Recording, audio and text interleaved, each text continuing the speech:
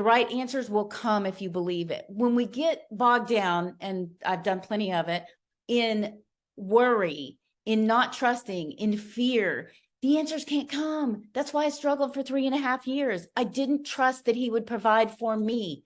I didn't believe and trust in my own worthiness.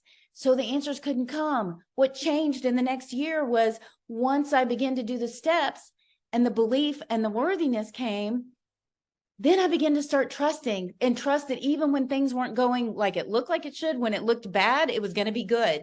And when I got to there and I could do that and I could say, it's going to be better. This is not bad. When my practice manager is bawling and saying, are we going to have to shut the business down? I'm like, absolutely not.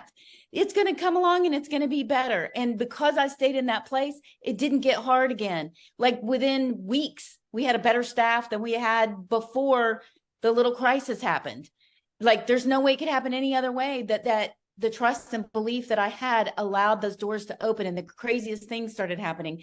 And the right person came along, and a doctor came along who loved the practice and wanted the practice. You know, the magic came when I stepped into the trust and belief. And it doesn't have to be perfect. You can still have moments of unworthiness. You just know how you have the tools to step back in, and you can go back and look at all the things that happened when you trusted to realize, oh yeah, the next thing's coming. I just got to believe the next thing's coming. And that's where your vision comes from. Just envisioning what is the next beautiful thing you want to happen, and believe that the vision will get bigger as you gain trust, because it can be as big as you trust and believe. And it can't be any bigger than what you trust and believe. And if you try to make it bigger, you end up feeling fearful and afraid and unworthy, and you can't get the answers and the magic from that space.